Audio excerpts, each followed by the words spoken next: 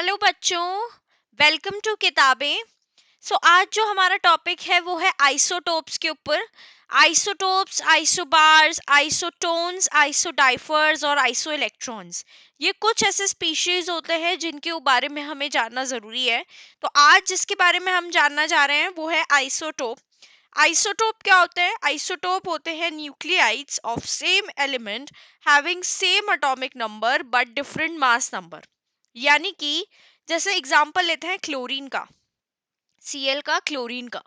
तो क्लोरीन क्या होता है? क्लोरीन 17 Cl 35 और 17 Cl 37 में प्रेजेंट होता है।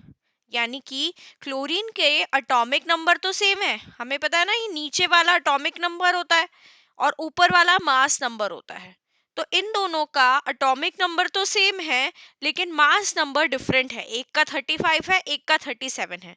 तो इन्हीं को हम बोलते हैं आइसोटोप्स, जो कि सेम एलिमेंट है। देख लो आप, क्लोरीन क्लोरीन दोनों सेम एलिमेंट है और इनका एटॉमिक नंबर सेम है लेकिन मास नंबर डिफरेंट होगा। तो ये हमारे आइसोटोप्स है। और एग्जाम्पल देती हूँ, बहुत फेमस एग्जाम्पल है हाइड्रोजन का। तो हाइड्रोजन के 3 आइसोटोप्स होते हैं। एक होता है प्रोटियम जिसको हम बोलते हैं 1H1, एक होता है 1H2, एक होता है 1H3। ये 3 होते हैं। तो इनके नाम भी आपको याद करने हैं। तो इसका नाम है प्रोटियम, इसका नाम है ड्यूटेरियम और इसका नाम है ट्रीटियम। तो ये होता है 1H1, 1H2 और 1H3। देखो सेम एलिमेंट है, सेम एलिमेंट में इनका एटॉमिक नंबर सेम है जो नीचे लिखा हुआ है 1, और मास नंबर ऊपर है 1 2 3। तो मास नंबर डिफरेंट हो गया। तो ये क्या होगा? जिनका एटॉमिक नंबर सेम हो, इसको अंडरलाइन कर लो, बहुत इंपॉर्टेंट लाइन है, लेकिन डिफरेंट मास नंबर हो, वही आपका आइसोटोप हो जाएगा। कंफ्यूज नहीं होना है, हमेशा ध्यान रखना है atomic number same, mass number different. Okay अब इसके ऊपर एक क्वेश्चन करते हैं, बहुत फेमस क्वेश्चन है ये, काम जरूर आएगा ये क्वेश्चन कहीं ना कहीं। देखो इसमें क्या लिखा हुआ है, the mass number of 3 isotopes of an element are 10 12 and 14 units. यानी कि 3 आइसोटोप है, 3 आइसोटोप है तो A1 हो जाएगा, A2 हो जाएगा और A3 हो जाएगा। 3 आइसोटोप है, उनके मास नंबर दिए हुए हैं और उनकी परसेंटेज अबंडेंस भी दे रखी है। परसेंटेज अबंडेंस क्या है? 80 15 एंड 5। 80 15 एंड 5 ये हमारी परसेंटेज अबंडेंस दे रखी है। परसेंटेज अबंडेंस ये हमें दे रखी है 80 15 एंड 5, ये हमें दे रखा है।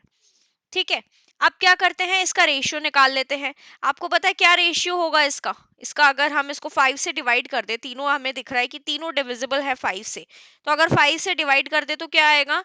इसको हम बोल सकते हैं कि रेशियो क्या आ जाएगा? ये रेशियो आ जाएगा 16:3:1, ये रेशियो हो जाएगा। अगर हम टोटल रेशियो करना चाहें तो टोटल रेशियो क्या आएगा?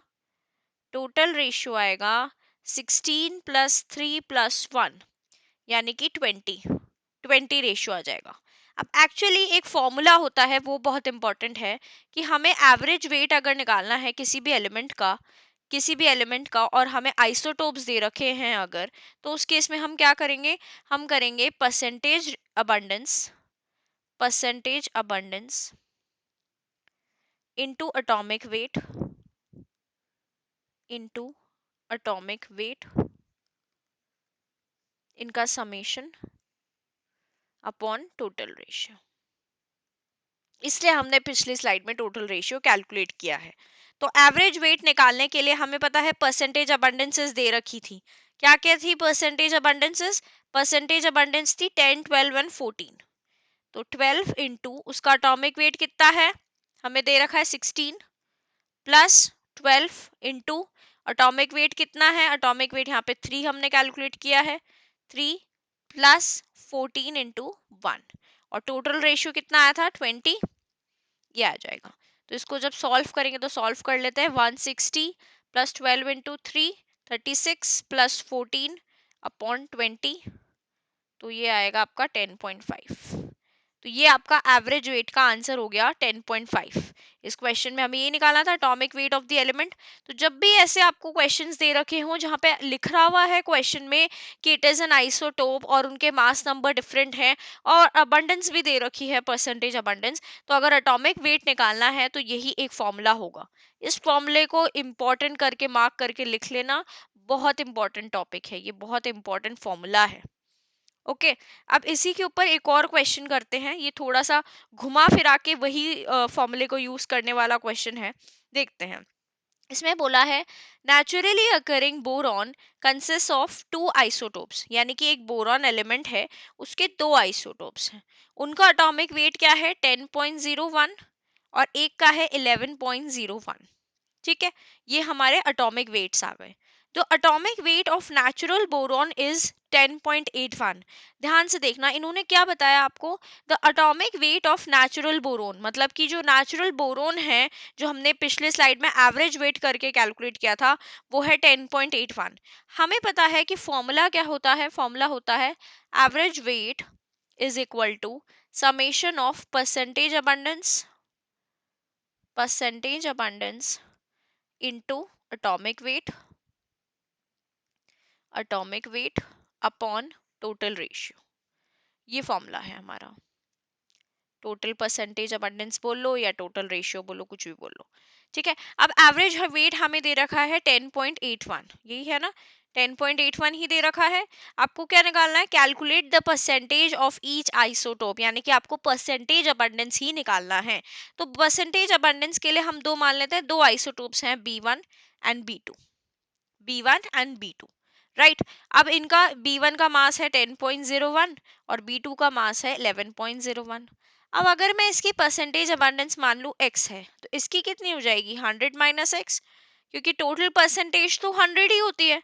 अगर एक की x हो गई तो इसकी क्या हो जाएगी 100 माइनस एक्स, यही हो गई परसेंटेज अबंडेंस, मैंने x मान ली, राइट। तो क्या करेंगे, इसको मल्टीप्लाई कर देंगे। तो परसेंटेज अबंडेंस B1 इंटू उसका मास कितना है 10.01, 10.01 प्लस B2 की परसेंटेज अबंडेंस इंटू 11.01, और टोटल रेशियो, टोटल परसेंटेज कितनी आ जाएगी 100 ही आएगी, टोटल परसेंटेज तो भाई 100 ही होती है।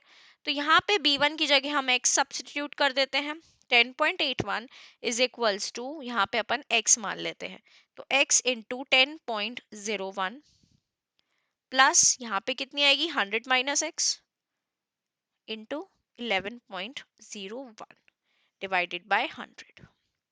तो ये जब आप कैलकुलेट करोगे तो यहाँ से आपका x निकल के आएगा 20%, यानी कि अगर B1 का 20% आ गया तो B2 कितना होगा, B2 होगा 80%। तो दोनों की परसेंटेज अबंडेंस निकल गई। अगर एक 20% है तो दूसरा 80% ही होगा, क्योंकि टोटल 100% होता है। तो ये आपका कुछ क्वेश्चंस हो गए। ये जो फॉर्मूला है ये बहुत इंपॉर्टेंट है, एवरेज वेट वाला फॉर्मूला। इससे बहुत सारे क्वेश्चंस आएंगे और ऐसे ही आएंगे, बेसिक क्वेश्चन ही आएंगे, इससे ज्यादा टफ कुछ भी नहीं आता। तो यही एक इम्पॉर्टेंट है जो टॉपिक है आइसोटोप का, और आइसोटोप से रिलेटेड कुछ क्वेश्चंस हैं। तो आई होप ये वीडियो आपको अच्छा लगा हो तो प्लीज लाइक करना वीडियो को और सब्सक्राइब करना मेरे चैनल को किताबें।